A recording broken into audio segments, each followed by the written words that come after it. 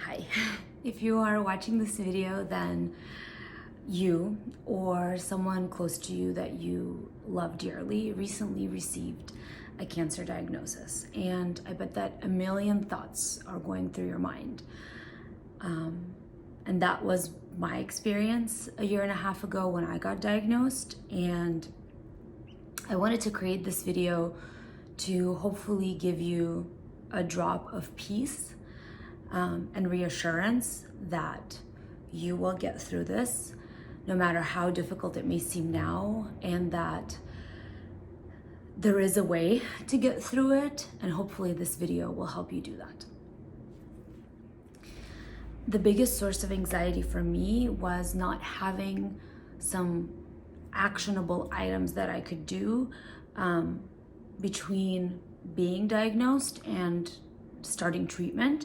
And I wanted to create this video to provide 3 actions that you could do to help you take control and to help you feel like you are an active participant and you're taking actions to resolve the situation. So I want to tell you a little bit about myself first so that you understand what I've gone through and my diagnosis story. So my name is Masha Kutilova, and at the age of 31 in August of 2021, I was diagnosed with stage 3 Hodgkin's lymphoma, classic Hodgkin's lymphoma.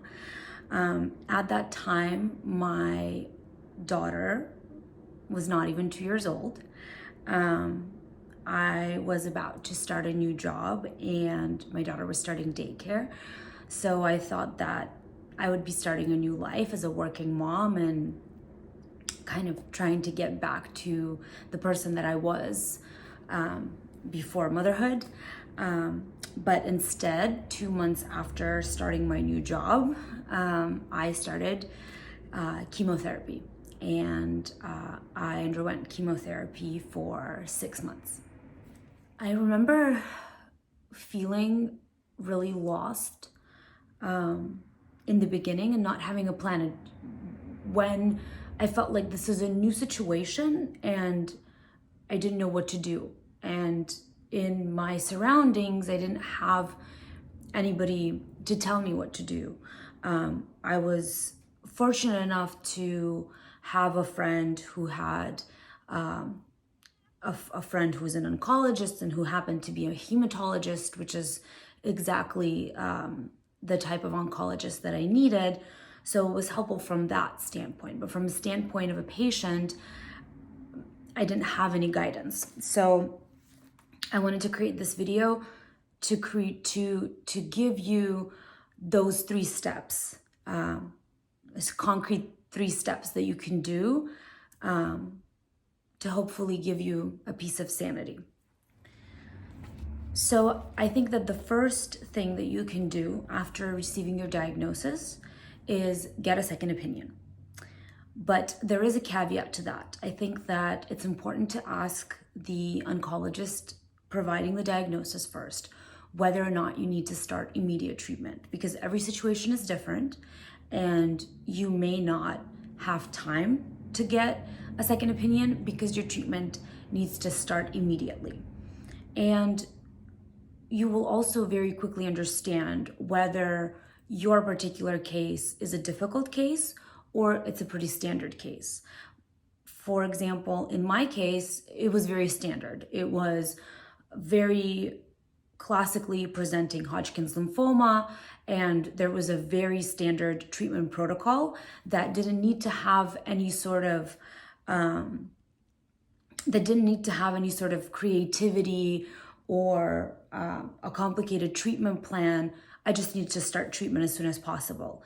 I was able to get a second opinion, but it was not an official second opinion. It was a second opinion of basically a friend oncologist who stated that the treatment plan provided by my primary oncologist was correct and I should go ahead with that plan.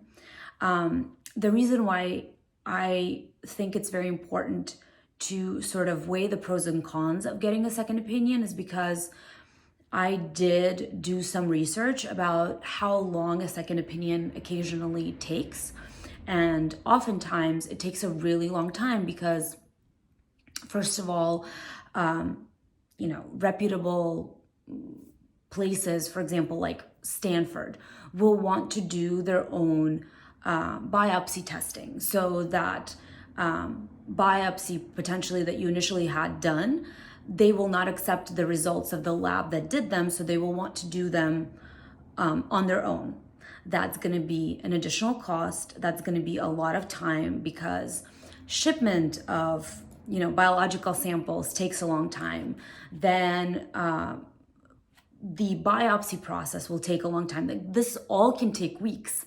Then trying to get an appointment with a respected oncologist will also take time. It might take a month. It might take up to 6 weeks to get in to see a second oncologist. And oftentimes that's just going to be wasting your time. You could be already getting treatment and getting better rather than waiting for a second opinion. So in conclusion, I just want to say that it's important to understand whether you have time to wait or you need to act immediately and start treatment. So yes, getting a second opinion is worthwhile to confirm your diagnosis, to confirm your treatment plan, but only if you have the time. Second thing that you can do, which I think is very valuable and it was very helpful to me, is joining a support group. I would recommend joining a support group on Facebook and not read random forums. I would join a support group on Facebook. There are support groups that are pertinent to every specific diagnosis, every specific type of cancer, and even to the point where if it's that particular cancer, that's a first-time diagnosis or a relapse. Those are very different groups because the treatment and the experience of these people is different. So I would say join one group that is specific to your diagnosis, to your type of cancer, and follow that group. Read things step by step. These groups are very important when it comes to treatment and chemotherapy experiences because, your doctor can tell you what to expect, but only a person who has undergone that type of treatment and who's received that type of chemotherapy or that type of radiation or that type of immunotherapy will know what the actual side effects are. Because, your doctor can say, oh, you will potentially experience bone pain. But what bone pain truly feels like and where it can come out, those things only another patient can tell you. So I think that's why it's valuable. These groups are valuable for support. These groups are valuable for success stories. These groups are valuable for you to understand that people don't only get cured, but they also continue living life, and they continue living life throughout their treatment. And that's very, very important because it is scary. With an oncological diagnosis, you will have a lot of limitations as to what you can and can't do during treatment. Those recommendations will be to the extreme. But then when you talk to real patients and when you read stories of real patients, you will understand that, theory and practice are two very different things. So as I said, join one good support group. Don't join more because it'll be overwhelming. Just join one and follow one and post in one and be consistent, because people who post are there and they sort of form, a support group family. And that type of advice is very, very valuable, especially before starting chemotherapy and just in general throughout your treatment process. And the last piece of actionable advice and this is coming from me, and this is my opinion personally. Some patients don't share my opinion, and they have, full freedom to feel the way that they feel. But my advice to you would be not to shut down. Continue living your life. And as cliche as that sounds, continue going through your motions. Don't forget who you are. Don't forget that you can be a daughter, a mother, a wife, a friend, a sister, a father. Just don't forget your identity, because it'll be very important. Treatment will be overwhelming, and everything in your life will change. But if you have time before treatment and you feel up to it, do things that make you feel good. From my personal experience, and maybe this sounds crazy, but the day of my diagnosis, the next day I was supposed to go on a girls' trip to Vegas to celebrate my friend's birthday. And I went. I kept my tickets. After my doctor's appointment, I had an appointment for a pedicure, and I went and I sat there and I got a pedicure, and I told myself that I'm gonna keep going, I'm gonna keep living. And sorry, this is very emotional to me, but I think that it could be helpful to anybody who finds this video, and I hope that it's helpful. But don't shut down. Don't feel like with this diagnosis, you're no longer alive, or you're no longer yourself. You are yourself. You have the strength to keep going. You will get the treatment. And with majority of cancers, the survival rates are very, very high. But before you start treatment, don't, close yourself in a room and not talk to anybody and not accept phone calls. Of course, it is your decision whether you want to share your diagnosis or you don't want to share your diagnosis. You can share when you're ready. If you're never ready, you don't have to share.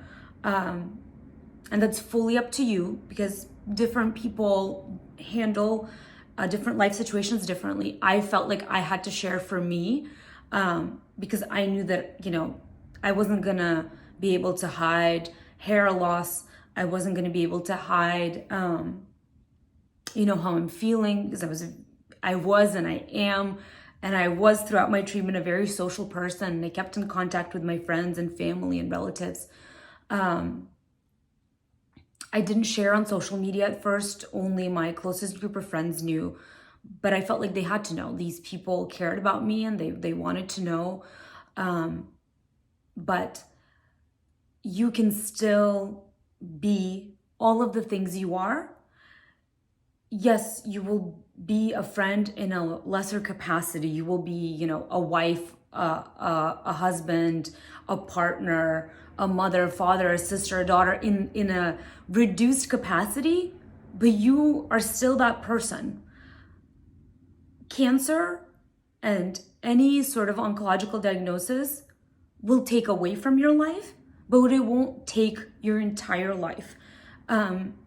Just remember that there are ways to see people safely, right? Whether it's masked or outside, or via FaceTime or Zoom, but there is a way to stay in contact. There is a way to do things with your child, even if it's just sitting on the couch and watching a cartoon.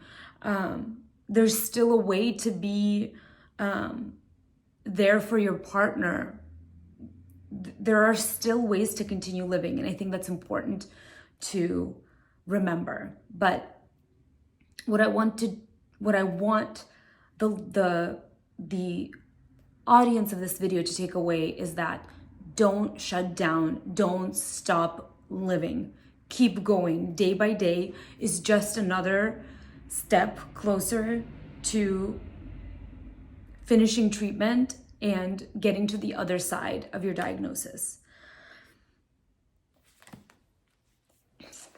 I really hope that this video is helpful, even if it's just to one person. I do want to start recording videos for different topics related to a cancer diagnosis. And if you watch this video and you've been recently diagnosed, or you're going through treatment already and you have questions or topics that you want me to cover and share my experience, please comment below. I do have a few topics that I'm interested in covering, and I will be making videos for those. But I do want to, in conclusion, tell you that I am officially in remission as of last month, but it wasn't an easy road, and I'm not saying that it will be for you, but I want to say that you can do it, and I hope that I will inspire you and show you that you can do it and you can get through it and get to the other side, because life is worth living daily, and cherishing every moment is worth it. And that's one of the biggest lessons that I took away from this life situation that I was dealt. So, like I said, don't shut down, keep going, you will get through it. And if you need to talk to somebody, feel free to comment below. And I hope that I can help you do that.